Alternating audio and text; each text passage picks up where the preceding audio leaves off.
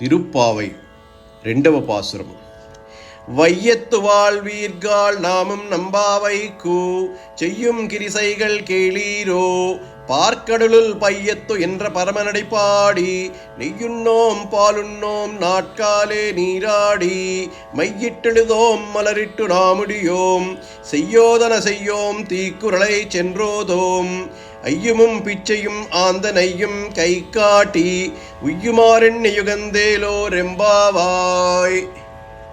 ఈ పాసురంలో శ్రీకృష్ణ భగవానుని అనుగ్రహం కొరకు పాటించవలసిన వ్రత నియమాలను ఆండాళ్ తల్లి ప్రస్తుతిస్తున్నది. రేపల్లెలో నివసిస్తున్న ఓ భాగ్యవతులారా, మనం ఆచరించే ఈ వ్రతంలో పాటించవలసిన నియమాలను వినండి. అంటూ ఈ మార్గశిర వ్రతము కేవలం పూజలతోనే కాదు, మన దైనందిన జీవనంలో కొన్ని క్రమశిక్షణలను పాటించడం ద్వారా పరిపూర్ణమవుతుందంటూ 6 రకాలైనటువంటి నియమాలను తెలియజేస్తున్నది. ఒకటిగా క్షీరసాగర సాయిని కీర్తించటం. మనం చేసే ప్రతి పనిలోనూ ఆ శ్రీకృష్ణ పరమాత్మ పాదాల వైభవాన్ని గానం చేయాలి. ఆయన లీలలను మహిమలను స్మరించుకుంటూ రోజును ప్రారంభించాలి. ఇది మన మనస్సును ప్రశాంతంగా ఉంచుతూ భగవంతునిపై మన భక్తిని పెంచుతుంది. 2వ నియమం ఆహార నియమాలను పాటించడం.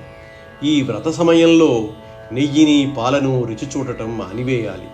ఇది కేవలం ఆహార నియమం మాత్రమే కాదు, ఇంద్రియ నిగ్రహానికి ప్రతీక. మన కోరికలను నియంత్రించుకోవడం ద్వారా ఆధ్యాత్మికంగా ఉన్నత స్థాయికి చేరుకోవచ్చు.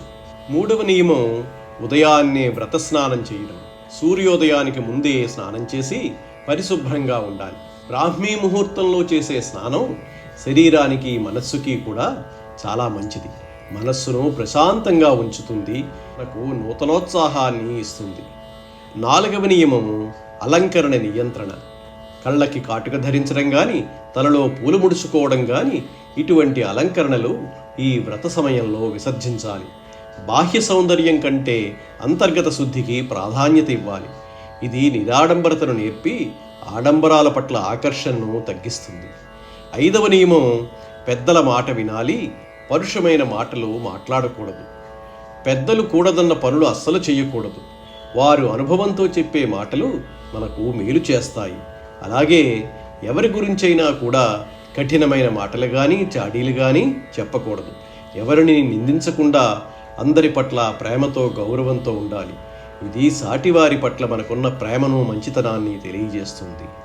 6వది ఆఖరిది అయినటువంటి వ్రత నియమం దానం ధర్మం ఆచరించాలి. అతిథి అభ్యాగతులకు మన శక్తిని అనుసరించి దానం చేయాలి. అన్నదానం, వస్త్రదానం, జ్ఞానదానం ఏదైనా కావచ్చు. మనకు ఉన్నదానిలో కొంత భాగం ఇతరులతో పంచుకోవడం ద్వారా జీవితము ధన్యమవుతుంది. దానం చేయడం మన మనస్సును విశాలం చేస్తుంది, కరుణను పెంచుతుంది.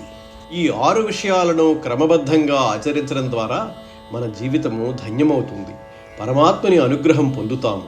ఇది కేవలం ఒక వ్రతం కాదు, ఇది మన జీవితాన్ని సంస్కరించే ఒక గొప్ప మార్గం.